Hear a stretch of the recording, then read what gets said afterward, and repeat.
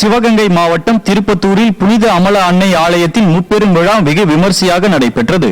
நீண்ட வருடங்களுக்கு பிறகு ஆலயம் மறுசீரமைக்கப்பட்டு புதிய கலை வடிவத்துடன் கட்டப்பட்ட நிலையில் சிவகங்கை மாவட்ட ஆயர் லூர்து ஆனந்தம் புனித நீர் தெளித்து அர்ச்சிப்பு செய்தார். இதனையடுத்து புதுப்பிக்கப்பட்ட ஆலயத்தின் கல்வெட்டினை திறந்து வைத்ததுடன் ஆலய திருவிழா கொடியையும் அவர் ஏற்றி வைத்தார். இந்நிகழ்ச்சிகளில் சுற்றுவட்டார பகுதிகளில் உள்ள ஏராளமான கிறிஸ்தவர்கள் கலந்து கொண்டனர். புதுக்கோட்டை மாவட்டம் கரம்பக்குடி அருகே பலத்த காற்றால் புளியமரம் முறிந்து விழுந்ததில் போக்குவரத்து பாதிக்கப்பட்டது.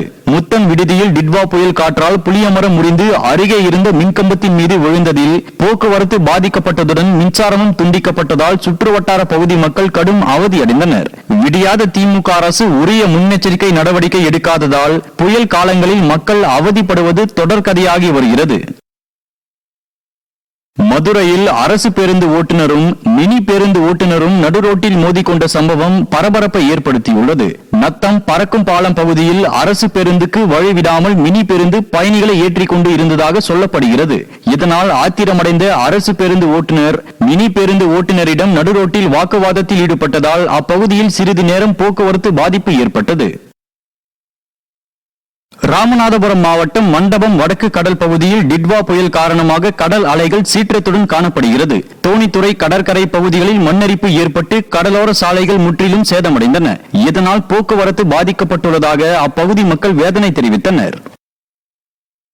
கோவை ராமநாதபுரத்தில் பிஸ்கட் விநியோக நிறுவனத்தில் 35 லட்சம் ரூபாயை மோசடி செய்த அதன் ஊழியர் குறித்து புகார் அளிக்கப்பட்டுள்ளது. சங்கர் என்பவருக்கு சொந்தமான தனியார் பிஸ்கட் விநியோக நிறுவனத்தில் விற்பனையாளராக பணிபுரியும் முருகன் என்பவர் நகரில் உள்ள பல்வேறு கடைகளுக்கு பிஸ்கட் சப்ளை செய்து வருகிறார். இந்நிலையில் கடைக்காரர்களிடம் பெற்ற 35 லட்சம் ரூபாயுடன் தலைமறைவான அவர் குறித்து புகார் அளிக்கப்பட்டுள்ள நிலையில் அவரை பிடிக்க முடியாமல் விடியாத அரசின் ஏவல் துறை திணறி வருகிறது.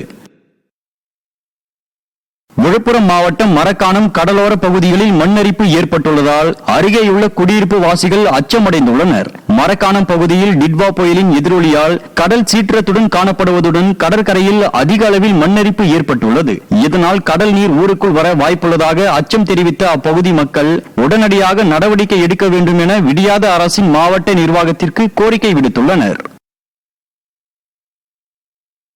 கடலூர் மாவட்டம் புவனகிரி மற்றும் அதன் சுற்றுப்புற பகுதிகளில் பெய்து வரும் மழையின் காரணமாக குடியிருப்பு பகுதிகளில் தண்ணீர் தேங்கி நிற்பதால் நோய் தொற்றும் அபாயம் ஏற்பட்டுள்ளது. மழை காரணமாக பொதுமக்கள் தங்களது வீடுகளிலேயே முடங்கியுள்ள நிலையில் விடியாத திமுக அரசு உரிய வடிகால் வசதிகளை செய்யாததால் மழைநீர் குடியிருப்புகளை சூழ்ந்து அவதிப்படுவதாக குற்றம் சாட்டியுள்ளனர். திருவாரூர் மாவட்டம் முத்துப்பேட்டை அருகே மயானம் செல்லும் சாலையை சீரமைத்து தரக்கோரி அப்பகுதி மக்கள் போராட்டத்தில் ஈடுபட்டனர். ஓவரூர் வெள்ளைக்குளம் பகுதியில் மயானம் செல்லும் சாலை சேரும் சகதியுமாக மாறியுள்ளதாகவும் இதுகுறித்து பலமுறை புகார் அளித்தும் நடவடிக்கை எடுக்கப்படவில்லை என கூறி இறந்த மூதாட்டியின் சடலத்துடன் அப்பகுதி மக்கள் போராட்டத்தில் ஈடுபட்டதால் போக்குவரத்து பாதிப்பு ஏற்பட்டது. விடியாத திமுக ஆட்சியில் உரிய சாலை வசதியின்றி மக்கள் அவதிப்படுவது தொடர்கதையாகி வருவதாக குற்றம் சாட்டப்படுகிறது. கடந்த 10 ஆண்டு காலமாக இறந்த மனிதனை எடுத்துச் செல்வதற்கு முறையான ஒரு மயான சாலை வசதி இல்லாமல் அவர்கள் அவதிப்பட்டுக் கொண்டிருக்கிறார்கள். கடந்த 2024 மார்க்சிஸ்ட் கட்சி தலைமையில் ஊர் பொதுமக்கள் அனைத்து கட்சியும் சேர்ந்து ஒரு மிகப்பெரிய போராட்டத்தை அறிவித்து அந்த போராட்டத்தின் பின்னணியில் முத்துப்பேட்டை ஊராட்சி ஒன்றிய நிர்வாகம் இந்த மயான சாலையை உடனடியாக நாங்கள் போடுவதற்கு நடவடிக்கை எடுக்கிறோம் என்று வாக்குறுதி அளித்தார்கள். அந்த அடிப்படையில் அந்த மயான சாலையை போடுவதற்கான முறையில் கான்ட்ராக்ட் என்ற ஒப்பந்தமும் முடிவு செய்யப்பட்டு அந்த சாலை போடுவதற்கான தொகையும் ஒதுக்கப்பட்டு விட்டது. ஆனாலும் இதுவரை அந்த மயான சாலை சீர் செய்யப்படவில்லை. ஒதுக்கப்பட்ட அந்த பணம் எங்கே சென்றது என்றும் எங்களுக்கு தெரியவில்லை.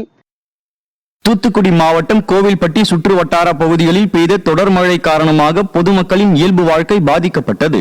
கோவில்பட்டி நகரில் பரவலாக மழை பெய்து ஆங்காங்கே சாலைகளில் மழை நீர் தேங்கியதால் வாகன ஓட்டிகள் மிகுந்த சிரமத்துடன் சென்றனர். வழக்கத்தை விட அதிகமாக குளிரும் இருந்ததால் மக்கள் வீட்டிலேயே முடங்கினர். விடியாத திமுக அரசு மழைநீர் வடிகால் பணிகளை முறையாக சீரமைக்காததால் அவதியுறும் நிலை ஏற்பட்டதாக வாகன ஓட்டிகள் வேதனை தெரிவித்தனர்.